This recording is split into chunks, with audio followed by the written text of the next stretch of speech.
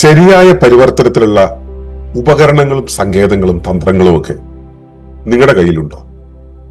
അതാണ് ഇന്ന് നമ്മൾ പരിശോധിക്കുന്നത്. അതിനെക്കുറിച്ച് പറയുന്നത് ഇങ്ങനെയാണ്: right tools and awareness transform life into a balanced and natural flow. ഉപകരണങ്ങൾ, തന്ത്രങ്ങൾ, സമീപനങ്ങൾ.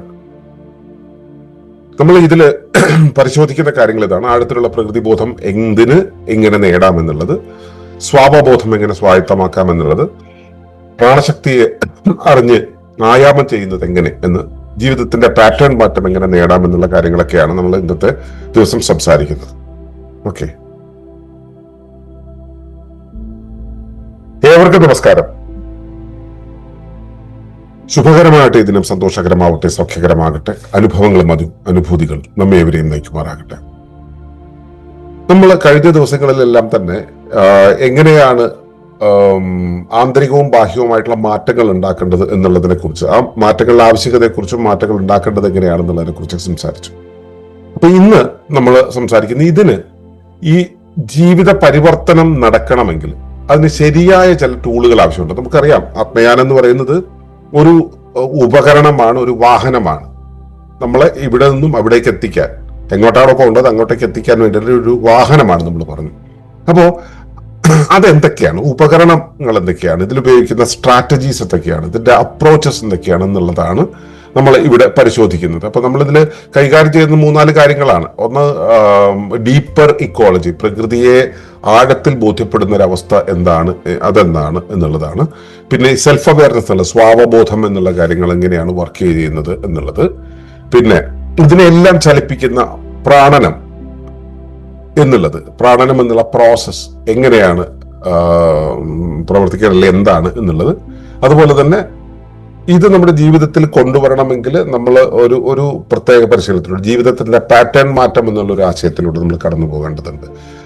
ഈ 4 കാര്യങ്ങളാണ് നമ്മളിവിടെ പരിശോധിക്കുന്നത്. അപ്പൊ അതില് നമ്മൾ ആദ്യമേ പറയുന്നത്, നിങ്ങൾ പ്രകൃതിയെ അറിയണം എന്ന് നമ്മൾ പറഞ്ഞിരുന്നല്ലോ. പ്രകൃതിയെ അറിയുന്നതിലൂടെയാണ് നമ്മെ അറിയാൻ കഴിയുക എന്നുള്ളത്. പ്രകൃതി എങ്ങനെ അറിയണം? കണ്ടും കേട്ടും നോക്കിയും അറിഞ്ഞാൽ മതിയോ? അത് പോരല്ലോ, ആഴത്തിൽ അറിയണം. അതിന് നമ്മൾ ഈ പ്രകൃതിയെ അറിയുന്ന ആ ഒരു ശാസ്ത്രശാഖയാണ് ഇക്കോളജി എന്ന് പറയുന്നത്. എങ്കിൽ നമ്മളിവിടെ പറയുന്നത് ഡീപ്പ് ഇക്കോളജി എന്നുള്ളതാണ്. അതായത് going deeper into ecology, deeper ഇക്കോളജിയാണ്. അപ്പോൾ ഡീപ്പർ ഇക്കോളജി എന്ന് വെച്ചാൽ സാധാരണ രീതിയിൽ ചെടി, കൊടി, മരം എന്ന് പറയുന്ന ഒരു അവസ്ഥയ്ക്കും അപ്പുറത്ത് പ്രകൃതിക്ക് അതിൻ്റെതായിട്ടുള്ള ഒരു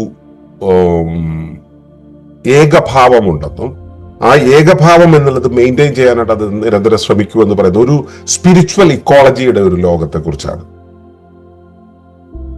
സ്പിരിച്വൽ ഇക്കോളജി എന്ന് വെച്ചാൽ there is a spirit which brings everything together എന്നുള്ള ഒരു കാര്യമുണ്ട്.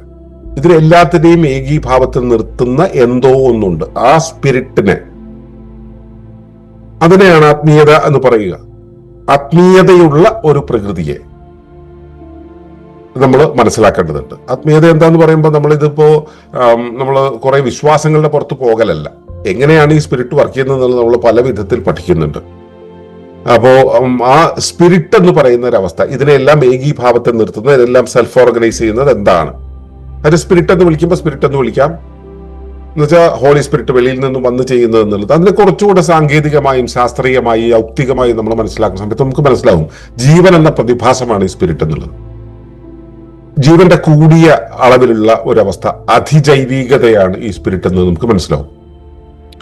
അപ്പൊ അത് എങ്ങനെയാണ് പ്രവർത്തിക്കുന്നത്, അത് എങ്ങനെയാണ് ഫോം ആവുന്നത്, എങ്ങനെയാണ് നിലനിൽക്കുന്നത്, എങ്ങനെയാണ് പ്രവർത്തിക്കുന്നത് എന്നുള്ള കാര്യങ്ങളൊക്കെയാണ് ഡീപ്പർ ഇക്കോളജി നമ്മൾ ആദ്യം പഠിക്കുന്നത്, സ്പിരിച്വൽ ഇക്കോളജി എന്നുള്ളത്. പിന്നെ ഇക്കോ സ്പിരിച്വാലിറ്റി എന്ന് പറയുന്നത് ഇതിന്റെ മറ്റൊരു വെർഷനാണ്. എന്ന് വെച്ചാൽ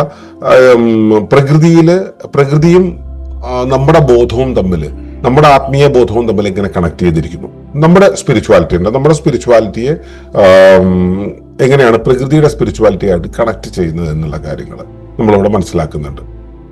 മറ്റൊരു കാര്യം നമ്മൾ ബോധ്യപ്പെടുന്നത് എന്താണെന്ന് വെച്ചാൽ ഇക്കോ സൈക്കോളജി എന്നുള്ളതാണ്. നമുക്ക് മനസ്സുള്ളതുപോലെ പ്രകൃതിക്ക് മനസ്സുണ്ട്. അപ്പൊ നമുക്കുള്ളതുപോലെ പ്രകൃതിക്ക് മനസ്സുണ്ടോ? പ്രകൃതി ഒരു മൃതവസ്തു അല്ലേ എന്നാണ് പലരും ചിന്തിക്കുക. അങ്ങനെയല്ല, പ്രകൃതിയുടെ മനസ്സിന്റെ ഒരു പാർട്ട് ആണ് നമുക്കുള്ളത്. പ്രകൃതിയുടെ മനസ്സിനെ നമ്മൾ അറിയുന്നത് നിയതി എന്ന രൂപത്തിലാണ്, നമ്മുടെ വിധികളായിട്ട്, നമ്മുടെ ഉള്ളിലുണ്ടാവുന്ന സംഭവങ്ങളായിട്ട്. പക്ഷെ ഇപ്പൊ നമ്മൾ പറയും അത് വിധിയൊന്നുമില്ല, നമ്മുടെ മനസ്സുകൊണ്ട് നമ്മൾ ഡിറ്റർമിൻ ചെയ്ത് തീരുമാനിക്കുന്നതാണ്. ഈ ഡിറ്റർമിനേഷനോട് പ്രതിനില കൊള്ളുന്നത് ആരാ? അത് പ്രകൃതിയുടെ മനസ്സാണ്. അപ്പൊ ഈ ബന്ധം, ഇതിന്റെ ഒരു വിധാനം, ഇതിന്റെ ഒരു ഡിസ്ട്രിബ്യൂഷൻ, ഈ ബന്ധം മെയിൻറ്റെയിൻ ചെയ്യുന്നത്, ഇതിന്റെ ക്വാളിറ്റി മെയിൻറ്റെയിൻ ചെയ്യുന്നത്, ഇങ്ങനെയുള്ള കാര്യങ്ങളെല്ലാം ചെയ്യുന്ന ഒരു സ്കൂൾ ഓഫ് തോട്ടാണ് ഇക്കോ സൈക്കോളജി എന്ന് പറയുന്നത്. അവിടെയും നമ്മൾ കൃത്യമായിട്ട് ബോധ്യങ്ങൾ ഉണ്ടാക്കുന്നുണ്ട്, പ്രാക്ടീസുകൾ ചെയ്യുന്നുണ്ട്. അതുപോലെ തന്നെയാണ് ഇക്കോസെൻട്രിക് ലിവിംഗ് എന്ന് പറയുന്നത്. നമ്മൾ പ്രകൃതി കേന്ദ്രിതമായിട്ടുള്ള ഒരു ജീവിതത്തെയാണ് നമ്മൾ ചിട്ടപ്പെടുത്തിക്കൊണ്ടിരിക്കുന്നത്. സുസ്ഥിര ജീവനത്തിലാണെങ്കിലും ശരി, ഹോം സ്റ്റഡ് ഉണ്ടാക്കുന്ന കാര്യത്തിലാണെങ്കിലും ശരി, ഇക്കോ വില്ലേജ് ഉണ്ടാക്കുന്ന കാര്യത്തിലാണ് ശരി. ഇനി വരുന്ന ജീവിതം നമ്മൾ അത്തരത്തിലാകണം എന്ന് നമ്മളിവിടെ പറയുന്നുണ്ട്. നമ്മളിവിടെ സസ്റ്റൈനബിലിറ്റി പോയിന്റ് ഓഫ് വ്യൂവിലാണ് ഈ ഇക്കോ സ്പിരിച്വാലിറ്റി ഒക്കെ പറയുന്നത് എന്നതുകൂടെ മനസ്സിലാക്കുക. ആ സ്പിരിച്വൽ ഇക്കോളജിയുമായിട്ട് ചേർന്ന് നിൽക്കാൻ വേണ്ടിയുള്ള നമുക്ക് അവിടെ ഉണ്ടാകുന്ന ലാക്കിംഗ് അത് ഒഴിവാക്കി കൊണ്ടുപോകാൻ വേണ്ടിയാണ് നമ്മൾ ഈ ഒരു രീതിയിലേക്ക് വരുന്നത്. അപ്പോൾ ഇക്കോസെൻട്രിക് ലിവിംഗ്, പ്രകൃതി കേന്ദ്രിതമായിട്ടുള്ള ജീവിതം, മനുഷ്യ കേന്ദ്രിതമായിട്ട് എല്ലാത്തിനെയും കാണുന്നതിന് പകരം, മനുഷ്യന്റെ ലാഭത്തിന് അധിഷ്ഠിതമായിട്ട് കാര്യങ്ങൾ ചെയ്യുന്നു പോകുന്നതിന് പകരം, പ്രകൃതിയുടെ ഈ ജീവജാലിക, ബാലൻസ്ഡ് ആയിട്ടുള്ള ജീവജാലിക എങ്ങനെ കൊണ്ടുപോകുന്നു എന്ന് മനസ്സിലാക്കി അതിനനുസരിച്ച് ഉൾച്ചേർന്ന് കൊണ്ട് ജീവിക്കുന്നതാണ് ഇക്കോസെൻട്രിക് ലിവിംഗ്. അപ്പോൾ ഇത്രയും കാര്യങ്ങളാണ് നമ്മൾ ഡീപ്പർ ഇക്കോളജി എന്നുള്ളതിലൂടെ നമ്മൾ ആത്മയാനത്തിൽ പഠിക്കുന്നത്. ഇനി ഇതിലും കൂടുതൽ പഠിക്കേണ്ടവർക്ക് അതിനപ്പുറത്ത് പോകാൻ മാർഗമുണ്ട്, അത് അവിടെ ഇരിക്കട്ടെ. ഫെലോഷിപ്പിന്റെ കാര്യത്തിൽ ആത്മയാനത്തിൽ നമ്മൾ ഇതാണ് പഠിക്കുന്നത്. പിന്നെ ഡീപ്പർ ഇക്കോളജി എന്ന് പറയുന്നത് പോലെ തന്നെ അടുത്ത ഒരു കാര്യമാണ് സെൽഫ് അവെയർനെസ്, സ്വയം ബോധ്യം എന്നുള്ളത്.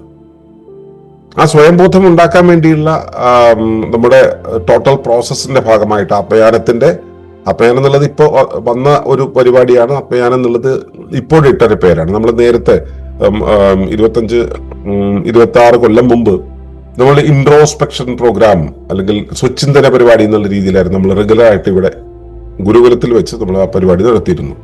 അപ്പൊ അതിന്റെ ഒരു എലിവേറ്റഡ് ഓർ മോഡിഫൈഡ് വേർഷനാണ് ഇപ്പോൾ നമ്മൾ ദിവസം കാണുന്ന ഈ പ്രഭാത സത്സംഗം എന്നുള്ളത്. ഇത് നമ്മുടെ ശുദ്ധീകരിക്കാനുള്ള ചിന്തകളെ ക്രമീകരിക്കാനും ശുദ്ധീകരിക്കാനും ബോധം നൽകുവാനും വേണ്ടിയുള്ള ഒരു പരിപാടിയാണ്. അതാണ് സുഭാഷിതം എന്ന് പറയുന്നത്. അപ്പൊ ഇതിലൂടെയൊക്കെയാണ് നമ്മൾ ഈ ആത്മയാനത്തിന്റെ ആ ബോധ്യത്തിലേക്ക് വരുന്നത്. നിത്യവും ഇത്തരം കാര്യങ്ങളെ കുറിച്ചുള്ള ഒരു സത്സംഗത്തിലൂടെ കടന്നുപോയി ചിന്തകളെ ശുദ്ധീകരിക്കുന്ന സമീപനം എന്നുള്ളതാണ്. ഈ ഉള്ളിൽ നമ്മൾ ചിന്തകൾ കൊണ്ട് മാത്രം പോയാൽ പോരാ, ബോധം കൊണ്ട് പോകേണ്ടതുണ്ട്. നമ്മുടെ ഉള്ളിലേക്ക് ബോധം കൊണ്ടുപോകേണ്ടതുണ്ട്. അതിന് ധ്യാന മാർഗങ്ങളുണ്ട്. പക്ഷെ അതിനപ്പുറത്ത് ജീവിതം ഡൈനാമിക് ആയിരിക്കുന്ന സമയത്ത്, ജീവിത ചലനങ്ങളിലൂടെ പോയിക്കൊണ്ടിരിക്കുന്ന സമയത്ത് അപ്പോഴും നമുക്ക് അവെയറാകാൻ കഴിയണമെങ്കിൽ അതിനാണ് ചലയോഗ എന്ന് പറയുന്നത്, ചയോഗ സാധന. അപ്പൊ ഈ പരിപാടിയുടെ തന്നെ തുടക്കത്തിൽ നമ്മൾ 35 മിനിറ്റ് നമ്മൾ ചയോഗ സാധനയിലൂടെയാണ് കടന്നു പോകുന്നത്. ഇത് നമ്മുടെ ശരീരത്തിന്റെ അകത്തെ ഓരോ ചലനങ്ങളെയും ബോധം കൊണ്ട് ബോധ്യപ്പെടാൻ വേണ്ടിയുള്ള ഒരു പ്രാക്ടീസാണ്. അപ്പോൾ സെൽഫ് അവെയർനെസ് എന്ന് പറയുന്നത് ആരെങ്കിലും പഠിപ്പിക്കുന്ന കാര്യങ്ങൾ വായിക്കുന്നതോ അല്ലെങ്കിൽ കണ്ണടച്ച് കുറെ നേരം ഇരിക്കുന്നതോ മാത്രമല്ല. നമ്മുടെ ജീവിതത്തിന്റെ ഓരോ നിമിഷങ്ങളിലും നമ്മുടെ പരിസരത്ത്, നമ്മുടെ അകം പരിസരത്തോ പുറം പരിസരത്തോ ഉള്ള വസ്തുക്കളോടും വസ്തുതകളോടും സംഭവങ്ങളോടും സാഹചര്യങ്ങളോടുമുള്ള പ്രതിനില കൊള്ളലാണ്, ശരിയായ ബോധ്യത്തോടുകൂടിയുള്ള പ്രതിനില കൊള്ളലാണ്. അതിന് യോഗ സാധനം നമ്മളെ സഹായിക്കും. ഈ അതിലേക്ക് ഇടപെടുന്ന സമയത്ത് നമ്മൾ എവിടെയാണ് നിൽക്കുന്നത്, നമ്മുടെ ഒരു അളവ് എന്താണെന്ന് അറിയാൻ വേണ്ടിയാണ് കോർട്ടക്കാർവ് യൂസ് ചെയ്യുന്നത്. കോർട്ടക്കാർവ് അവനവന്റെ പാറ്റേണുകളെ മനസ്സിലാക്കാൻ സഹായിക്കും.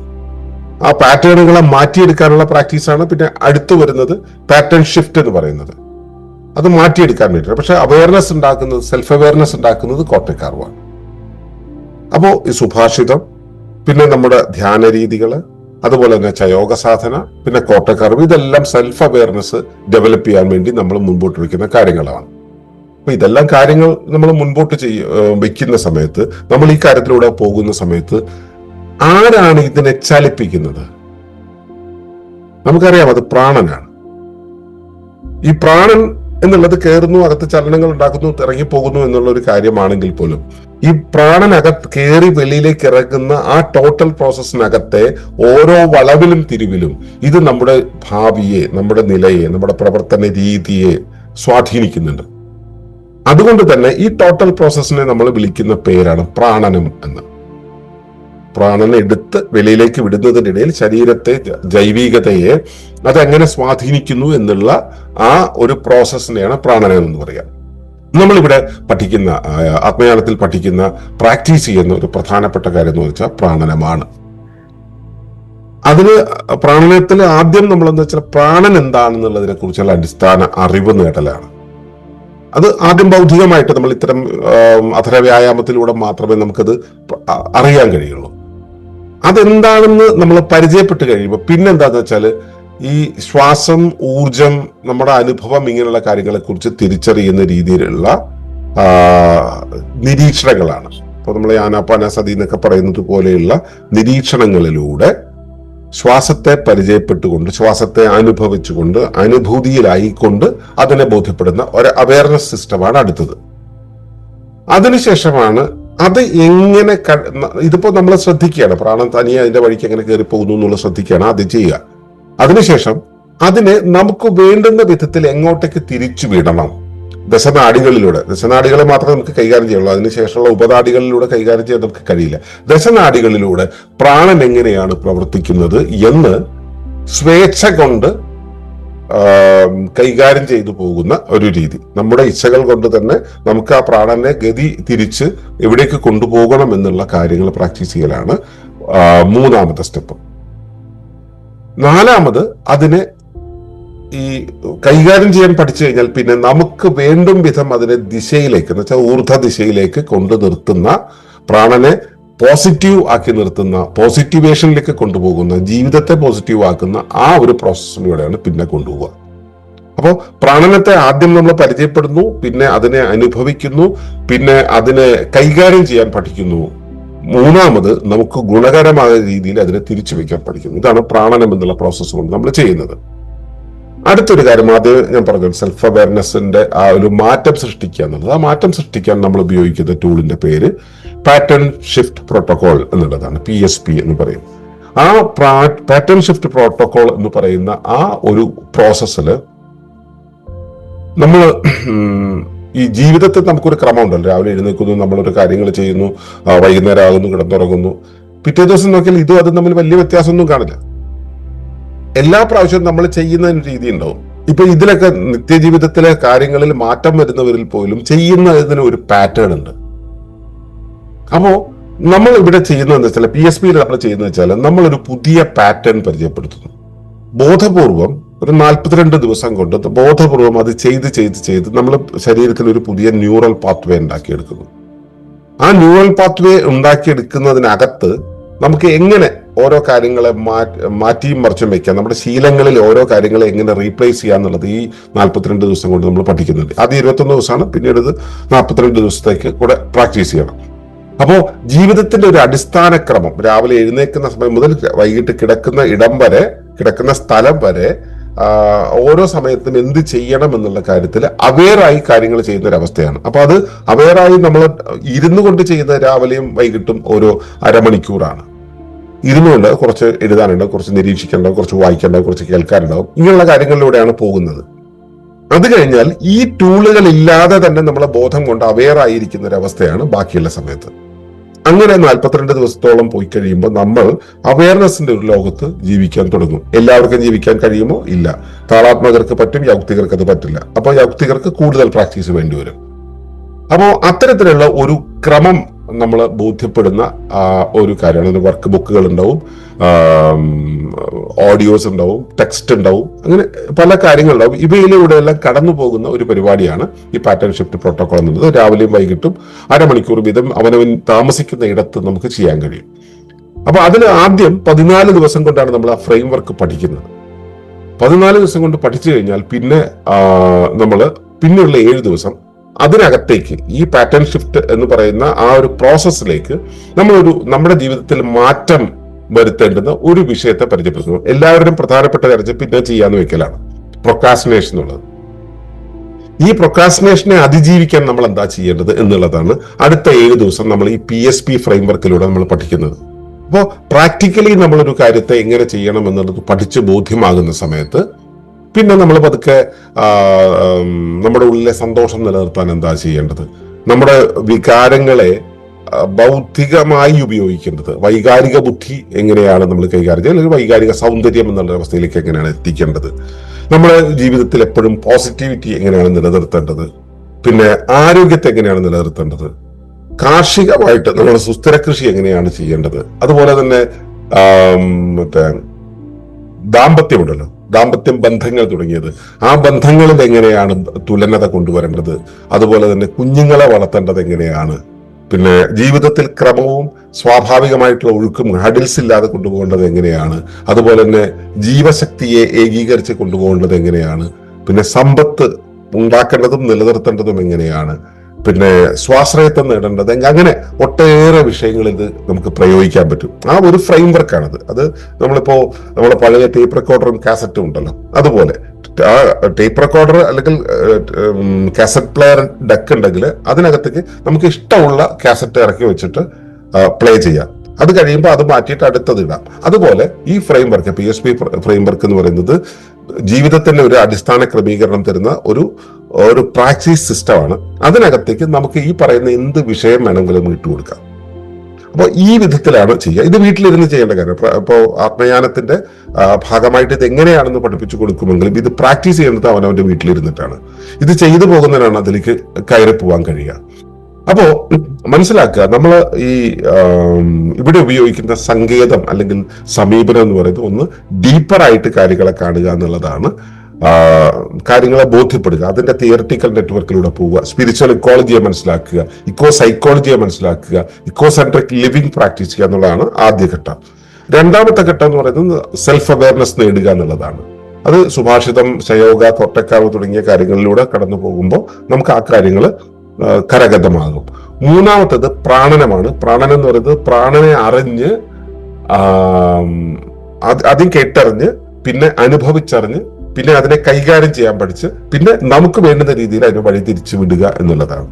നാലാമത്തത് പാറ്റേൺ ഷിഫ്റ്റ് പ്രോട്ടോകോൾ ആണ്. ആ പാറ്റേൺ ഷിഫ്റ്റ് എന്ന് പറയുന്നത് ജീവിതത്തെ പരിവർത്തിപ്പിക്കാനുള്ള ഒരു ബേസിക് ഫ്രെയിം വർക്കാണ്. അതിനകത്തേക്ക് ജീവിതത്തിൽ മാറ്റം വരുത്തേണ്ടത് ഏതൊരു കാര്യത്തെയും നമുക്ക് കൊണ്ടുവരാൻ പറ്റും. ഇതറിഞ്ഞാൽ നമുക്ക് എന്തിനേയും മാറ്റാൻ പറ്റും എന്ന് ചുരുക്കം. അപ്പോൾ ഈ വിധത്തിലാണ് നമ്മൾ ഈ ആത്മയാനത്തിൽ ജീവിത പരിവർത്തനത്തിനായിട്ട് നമ്മൾ സമീപിക്കുന്നത്. ഈ പറഞ്ഞതൊക്കെയാണ് ഇതിലെ ഉപകരണങ്ങൾ. ഇത് ഇനി ഉപകരണങ്ങൾക്ക് അതിനകത്തേക്ക് കയറുമ്പോൾ മനസ്സിലാവും. അപ്പൊ ഈ ഒരു സമീപനത്തിലൂടെയാണ് നമ്മൾ ആത്മയാനം എന്നുള്ളത് സാക്ഷാത്കരിക്കുന്നത്. അപ്പോൾ ആ തുടർയാത്രയ്ക്ക് നിങ്ങളെ ക്ഷണിച്ചുകൊണ്ട് നിർത്തുകയാണ്. നന്ദി, നമസ്കാരം. തുടർന്നു കാണുന്നതിന് മുമ്പായി ഈ വിഷയം ഇഷ്ടമായെങ്കിൽ ഒന്ന് ലൈക്ക് ചെയ്യുക, കമന്റ് ചെയ്യുക, ഷെയർ ചെയ്യുക. നിങ്ങൾ പ്രകൃതിയെ ഇഷ്ടപ്പെടുന്നുവെങ്കിൽ ഈ ചാനൽ സബ്സ്ക്രൈബ് ചെയ്യുക.